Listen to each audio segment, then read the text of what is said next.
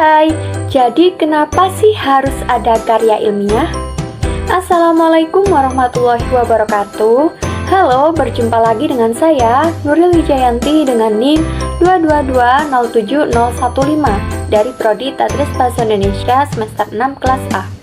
Pada sesi kali ini, kita akan belajar bersama tentang materi karya ilmiah dengan pokok pembahasan pengertian karya ilmiah, karakteristik, tujuan penulisan, jenis-jenis, struktur karya ilmiah, ragam bahasa, langkah-langkah penulisan karya ilmiah, cara menyajikan, dan manfaat menulis karya ilmiah. Apakah di antara teman-teman yang sudah mengenal tentang karya ilmiah? Pastinya nggak asing dong ya. Kalau belum tahu, yuk kita belajar bersama. Simak videonya sampai selesai ya.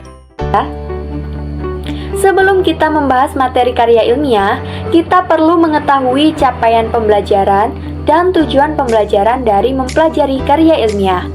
Nah, capaian pembelajarannya yaitu kalian mampu mengevaluasi gagasan dan pandangan berdasarkan kaidah logika berpikir dari membaca teks karya ilmiah konservasi alam dan mampu menulis sesuai dengan sistematika penulisan karya ilmiah dan struktur karya ilmiah sebagai bagian dari pokok karya ilmiah.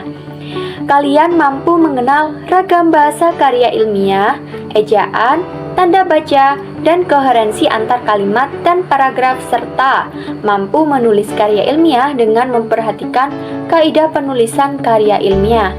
Kalian juga diharapkan mampu menyajikan gagasan, pikiran, dan kreativitas dalam berbahasa dalam karya ilmiah secara logis, sistematis, kritis, dan kreatif, serta menarik dalam bentuk media presentasi atau salidia sesuai dengan pemahaman kalian. Kemudian, tujuan pembelajarannya yaitu yang pertama, kalian mampu membaca jurnal karya ilmiah dan mengenal sistematika karya ilmiah. Yang kedua, kalian memahami struktur karya ilmiah. Yang ketiga, kalian memahami ragam bahasa karya ilmiah. Yang keempat, kalian menulis karya ilmiah dengan tema peran flora dan fauna dalam konservasi alam dengan memperhatikan kaidah penulisan karya ilmiah. Yang kelima, kalian mampu menyajikan karya ilmiah dengan tema peran flora dan fauna dalam konservasi alam dalam aplikasi presentasi. Nah, biasanya di beberapa sekolah ada ekstrakurikuler KIR atau kelompok ilmiah remaja. Di dalam ekstrakurikuler ini biasanya membahas mengenai pembuatan karya ilmiah. Selain itu, karya ilmiah juga sering sekali dilombakan. Jadi, kalau misalnya kalian membuat karya ilmiah dengan baik, tentu saja hal ini sangat mendukung dan bermanfaat bagi kehidupan kalian. Entah itu sekarang, masih SMA, ataupun nanti ketika kalian memutuskan untuk melanjutkan pendidikan lagi di perguruan tinggi. Bahkan, ketika kalian bekerja nanti, ada beberapa pekerjaan yang memang mengharuskan adanya pembuatan karya ilmiah. Nah, berarti pembuatan karya ilmiah ini sangat bermanfaat bagi kita. Karya ilmiah.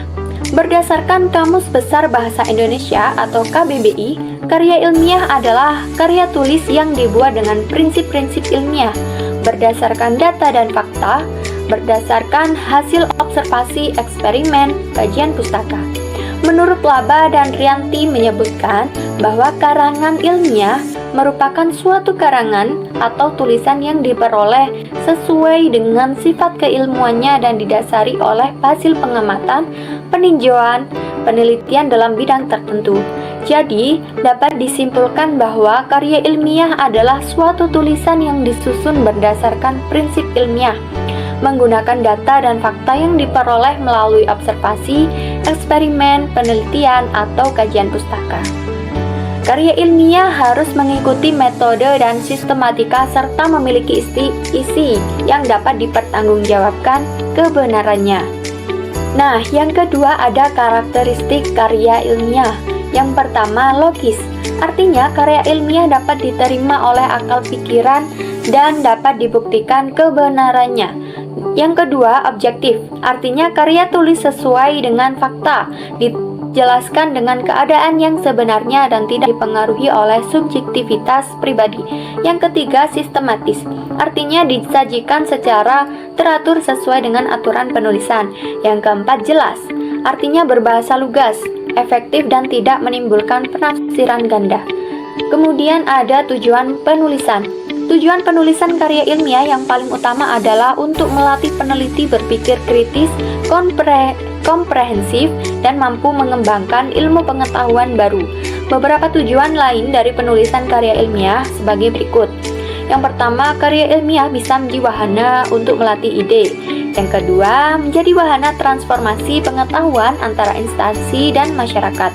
Yang ketiga, untuk buktikan pengetahuan dan potensi ilmiah yang dimiliki oleh seseorang. Tujuan yang keempat, pembuktian dalam menghadapi dan memecahkan masalah.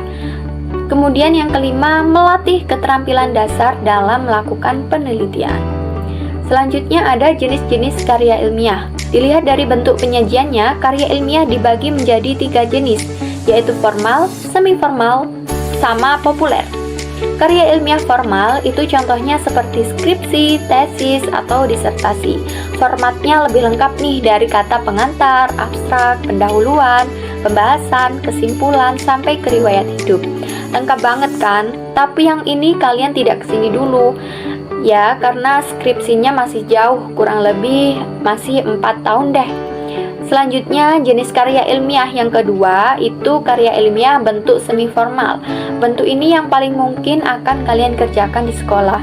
Karya ilmiah semi formal itu contohnya seperti artikel ilmiah, paper, atau makalah. Format karya ilmiah semi formal lebih simpel dari yang formal. Tapi intinya tetap sama, ada pendahuluan, pembahasan, dan kesimpulan. Terakhir ada yang namanya karya ilmiah populer. Namanya juga populer. Karya ilmiah ini sifatnya tidak terlalu akademis, format dan bahasanya pun suka-suka yang nulis. Walaupun begitu, tetap ya isinya harus bahasa ilmiah. Kalian bisa menemukan karya ilmiah jenis ini di majalah, koran, atau situs internet. Yang kelima ada struktur karya ilmiah. Secara umum, artikel karya ilmiah terdiri atas 3 bagian. Yang pertama bagian awal, yaitu judul, nama penulis, dan afiliasinya, abstrak, dan kata kunci.